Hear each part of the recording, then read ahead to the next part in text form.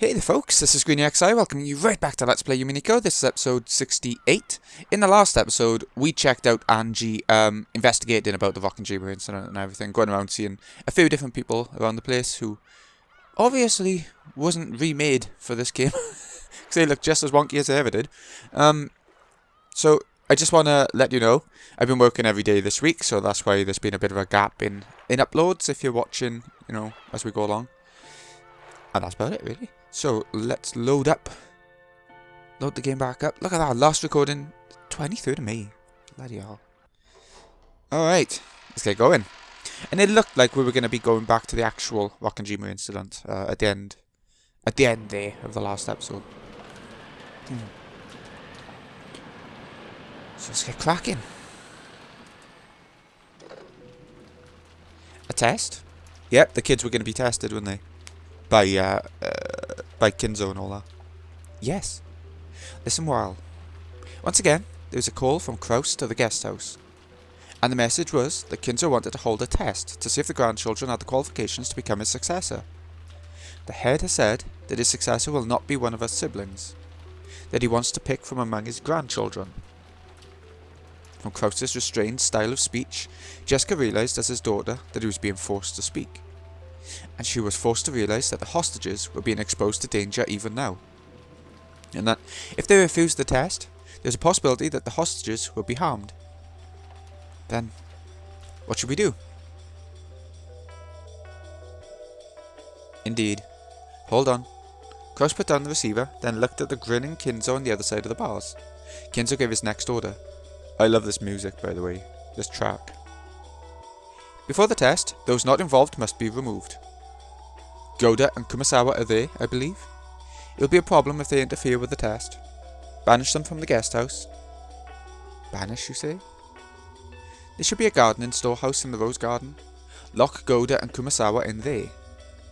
We'll begin from there. Tell them to do it immediately. My weapons will be watching. If they happen to do anything questionable, I'll instantly stop the test and execute all of you as sacrifices. I understand. Hello, Jessica? Listen closely to what I say. Kraus relayed the orders to lock up Goda and Kumasawa. What kind of test are you planning? Truly is a simple test. I only want my grandchildren to show me their resolve. Well then, wonder what kind of results they'll show me. Looking disgusted, Kyrie watched Kraus, who was talking with the children. I hate it, but for now, we cannot refuse orders. In this dungeon, a feeble resistance won't amount to anything. If we provoke him too much and drive him into a position where he might kill us, there will no longer be any way to stop this murderer. For now, the only choice left is to obey his rules without agitating him. All the while, waiting for an opportunity. However, if we continue to obediently follow his commands, the children might be attacked in this so-called test, and they might even lose their lives.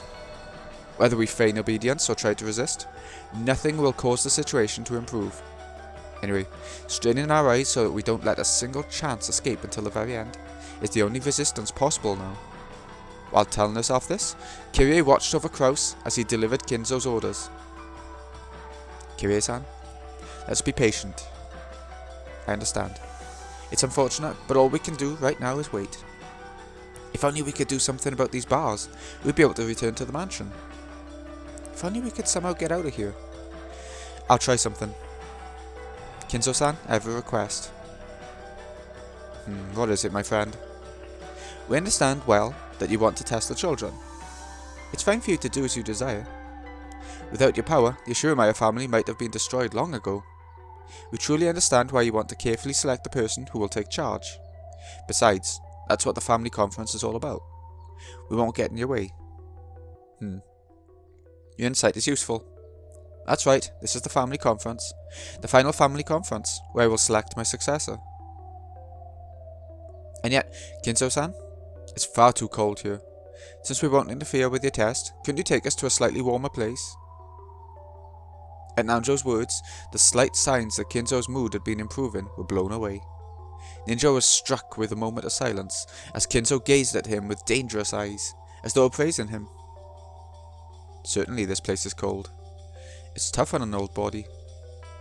Master, wouldn't it be alright if we moved them upstairs? I cannot do that. You naive, Nanjo. So by acting as though you'll skip this turn, you truly and splendidly advance your strategy. I'm not falling for that. I'm back. If you're freezing, why don't I line the floor with red hot coals? My apologies. Virgilia tried to help out, but in the end, Kinzo would not comply. You two sure are obedient. If you felt like it, you could easily break these bars. Even if we break them, nothing will come of it. Of course. If we were to break these, it would mean the end of Goldsmith's game. All of you, as well as those humans in the guest house, would immediately become sacrifices for Kinzo's ceremony. But surprisingly, you two might be the only ones, yes? Perhaps only you two hold the power to break out of the situation, right? You want to reach the Golden Land, don't you? You must have many dreams you want granted, right? Gap, you mustn't provoke them.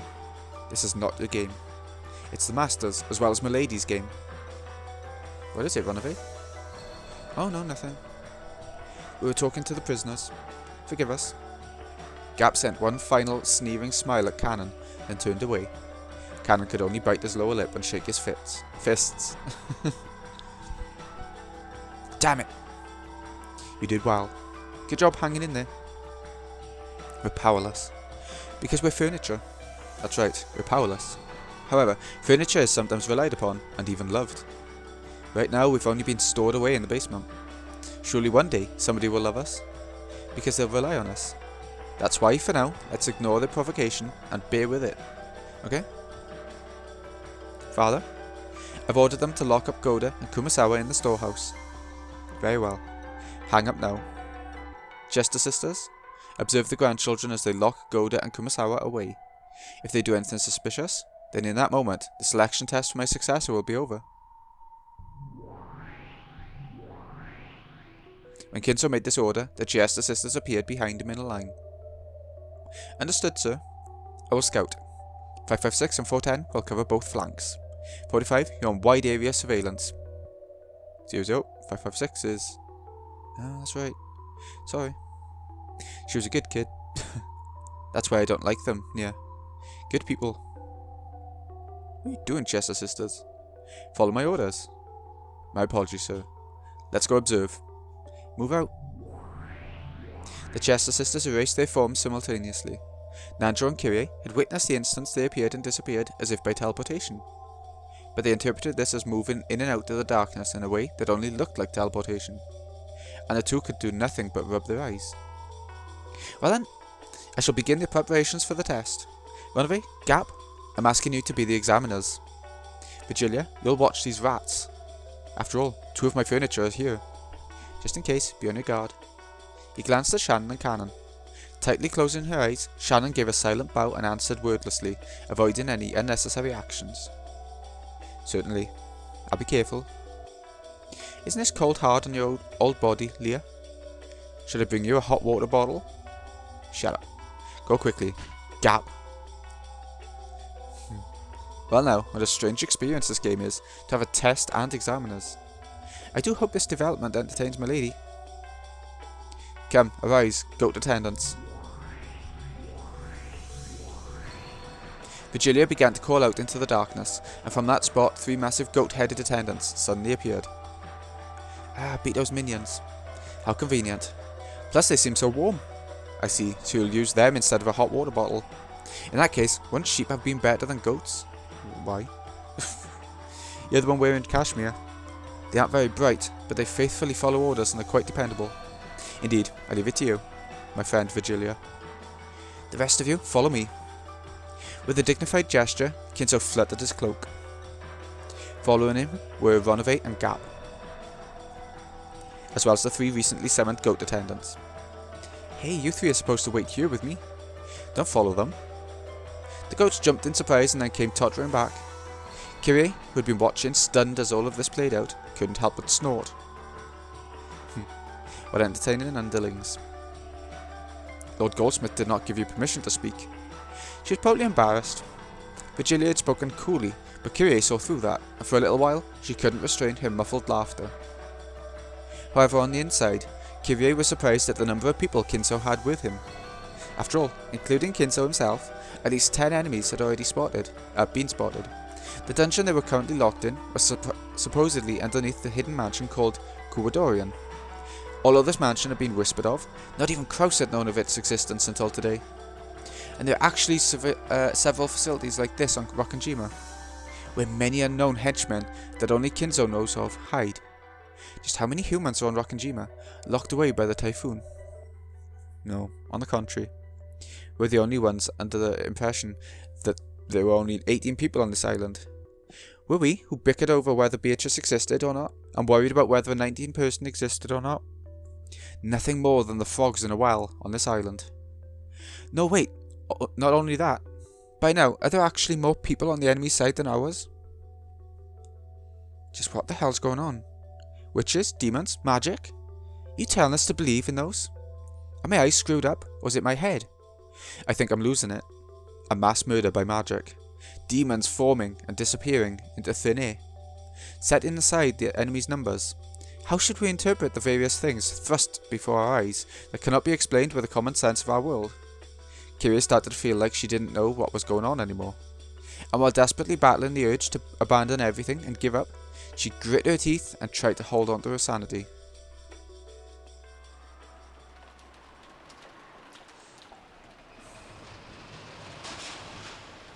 Obviously, Gojo and Kumasawa were quite unwilling to be locked in the Rose Garden shed. But they were threatened that if they resisted, the hostages' safety could not be guaranteed. It was fairly hard to get them to agree. But once they started thinking that their safety might actually be guaranteed if the key to the garden and storehouse was to be handed to them after being shut inside, and when it was decided that blankets and food would be carried in for them, they were finally convinced.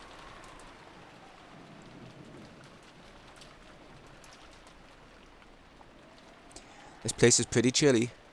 I wonder how long we'll have to stay locked in here. It could be as late as Monday morning at the worst, so a full day and night. I really feel bad about doing this to you two. George and Battler cleared a space on the floor, then spread the blankets there. They also left the canned food, crackers, and other light snacks they had brought. It'll be hard for you guys to go until Monday with just this. If only we could make a trip to the kitchen. They said not to go anywhere we weren't told to. Sounds like we're being watched. Damn. I'm honestly sorry that we cannot be of any use. And these are the times that we are truly supposed to be at your sides. It can't be helped. More importantly, take care of Kumasawa-san. We don't know what might happen. If the going gets tough, I'd like you to play it by ear and come to the rescue. And more than anything, I want you to be safe. Yes, I understand. Please be careful, everyone. Right now, the Master is taking human lives like they're pieces on a chessboard. Please look out for yourselves. Goda stayed at the floor, even now unable to believe what had happened as he remembered that atrocity in the dining hall. And he hung his head in shame at his failure to fully describe that terror. Thank you. Make sure you stay on your guard. You too, Kumasawa-san. And you all please take care as well. I don't have any idea what's going on anymore. Well then, we'll be off. Let's go, Battler-kun, Jessica-chan. Come on, you two, Maria-chan. Ooh. Sorry, I'm going to be drinking throughout this. I'm very tired after a lot of work. It's pretty early morning, I couldn't sleep even now.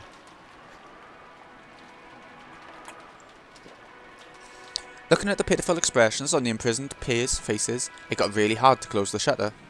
But we can't disobey. We're being watched.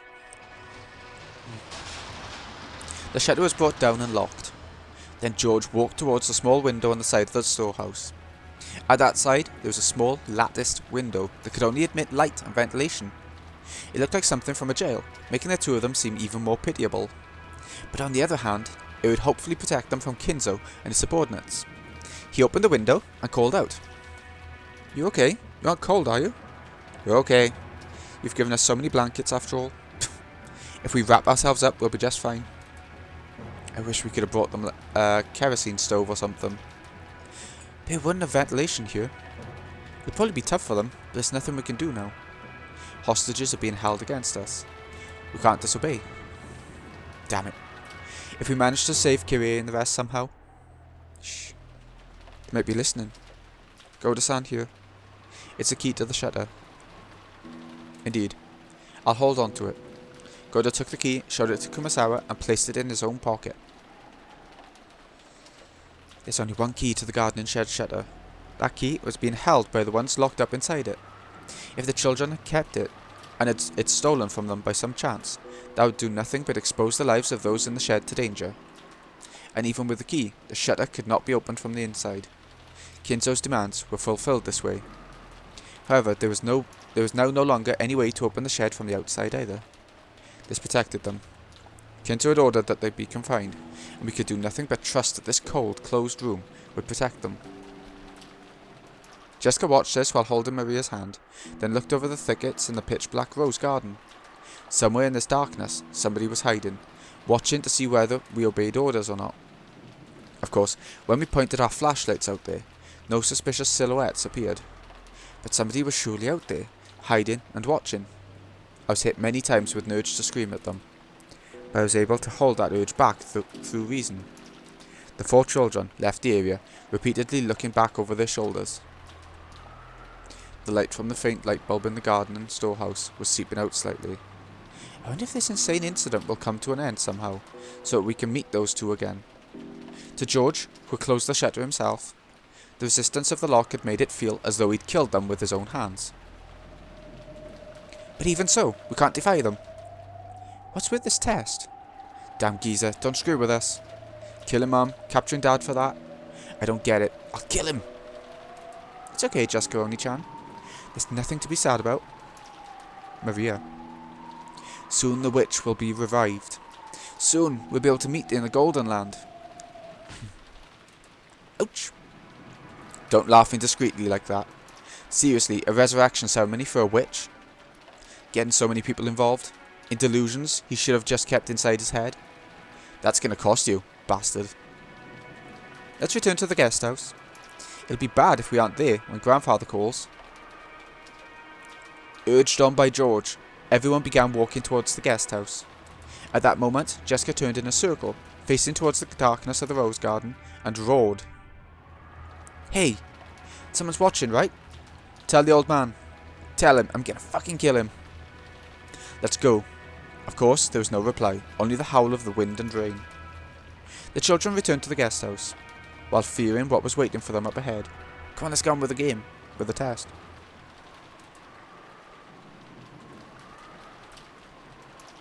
After they left, from the exact point in the darkness that Jessica had yelled at, 2 rabbit ears sprung up.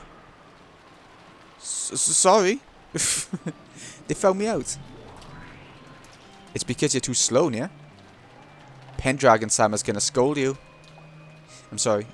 Please don't tell Pendragon Sama. Be quiet. It was obviously just a bluff. Godra and Kumasawa's imprisonment confirmed. Mission complete. We'll report back. Yeah. Ouch. Do you want us all stuck on nothing but carrots and water because of collective responsibility? Let's go.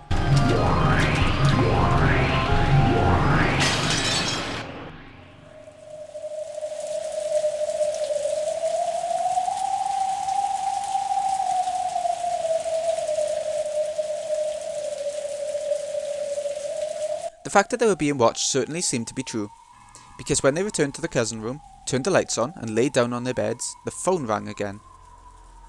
Earlier, Jessica had been answering the phone, seeing as this was her house, but now it was the eldest, George, who picked it up.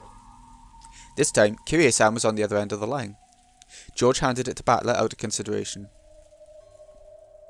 Hello? Kirie-san? Is everything alright over there? Thanks for worrying. At the moment, we're all doing great here. Sorry, I've been ordered to refrain from idle chatter. Listen to what I'm about to tell you. The fact that they were hostages still hadn't changed. Kinzo, or one of his subordinates, was listening to the conversation. Battler restrained the urge to talk about other things, and focused on what Kirie had to say. The test will be carried out by Jessica-chan, George-kun, Battler-kun, and Maria-chan, in that order. Ooh, Jessica first. You'll each be summoned in turn, so until then, do not leave the room. When someone's called out, they'll head to the designated location alone. Battler repeated it out loud, so that the cousins listening in around him could hear. So it'll be Jessica, Aniki, me and Maria, in that order, and we gotta stay in this room until we're called, right? Got it. Maria too? Even a 9-year-old girl? What's the damn geezer trying to force us to do, that bastard? The fate of the Ishiramaru family rests in all of your hands. Do your best. Sure. Battler noticed the strange nuance in Kyrie's words. Even without any blood connection, he could still understand thanks to the long-lasting bond they shared.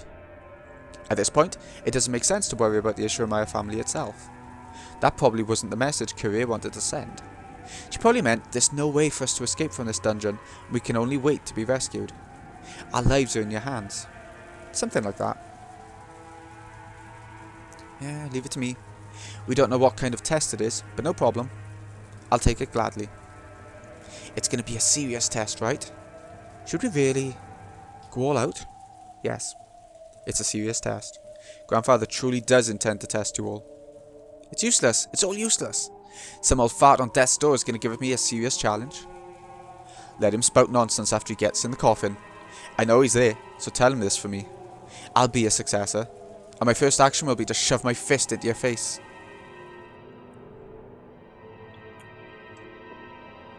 Even without Kyrie having to repeat it, Battler's powerful declaration of war reached Kinzo's ears. Ha! Battler, I'm truly looking forward to that. I can't wait to see just what a man who once threw away the Ishiromaya name has attained. Just what lot in life he's reached when he appears before me.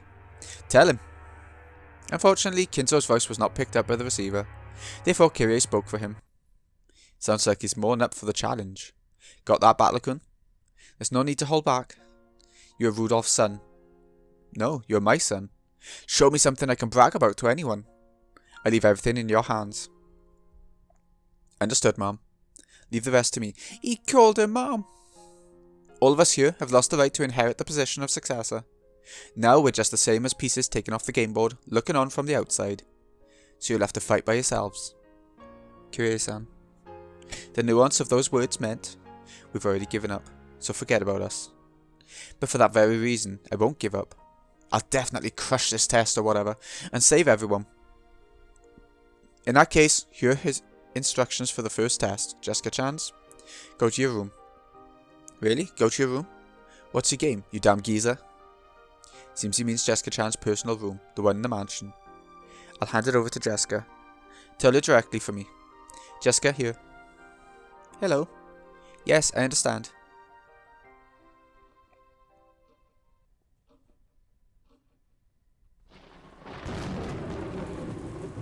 Starting with me, huh? Well, I've been ready. See you later. Oh, even Jessica was probably tempted to succumb to the fear of a girl her age.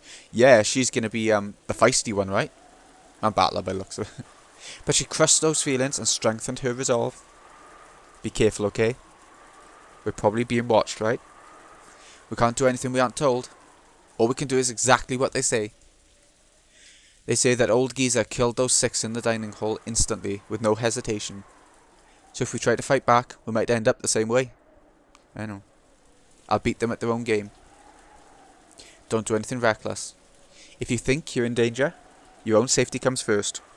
If Uncle Kraus finds out that his daughter sacrificed herself for him, there's no doubt it'll tear his heart apart. Goes the other way too. If Mom and Dad are both killed, and I'm the only one left, my heart will rip itself to pieces. Battler-kun, what you said earlier is true, right? Yeah.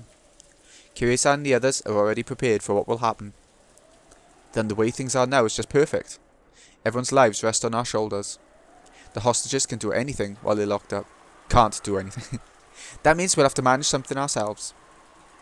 If something happens, run back to the guest house. At that time, we'll be done playing along with Grandfather's game. Aniki. At that time, we'll declare war. Wherever they're locked up, we'll save them, and we'll deal with Grandfather accordingly. You sure, Aniki? Shannon-chan's there too.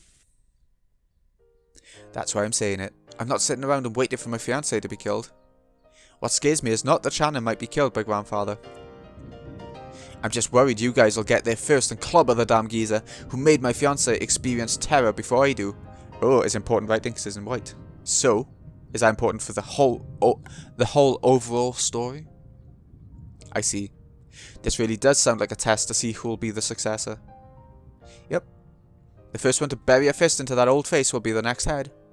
George, Battler, Jessica each forcefully nodded their heads and put their fists together. Then Jessica headed off to her own room as designated. Her form disappeared into the darkness of the rose garden, waving in the strong winds. Watching her go, George and Battler gripped their fists even tighter, making them quiver. Ooh, I'm liking this. What the game's going to be like. I can't even remember from the anime or anything. Left on the second floor, Maria watched Jessica's back through the window. She wore a blank expression. I wonder what everyone's getting so upset about. Even though when Beatrice is revived, everyone will be brought back to life. Jessica's form was already being completely swallowed up by the darkness. At that time, the phone began to ring again. Battler and George heard it and came clamouring back, but Maria picked up the receiver right away. Hello. Is that Maria-sama? It's me, Shannon. Would you please hand the phone to George? This time it was Shannon on the phone. And this time the message was to tell the next person, George, where he was to go. Oh wow! That was a short one today. Bloody hell. It's getting interesting, that's why. The next part's going to be the games, so tests even. I keep calling them games, I guess they are. So I guess they're going to make it a bit longer to have all the tests in one, maybe? Or test per episode. I wonder how they're going to do this. But yeah, 10 past 11, coming up to the witching hour. So, this has been Greeny XI. I hope you've enjoyed this short episode. I'll see you again in a bit. And I guess we're checking out Jessica's test. Let's see. Let's check out for 2 more seconds and see if it goes to Jessica. I mean, it's still on the island and on the incident, so I guess it will be Jessica's test next. Yes, is it? Okay. Thanks again for watching, folks. I'm really excited to see how these go. I'll see you again in a bit.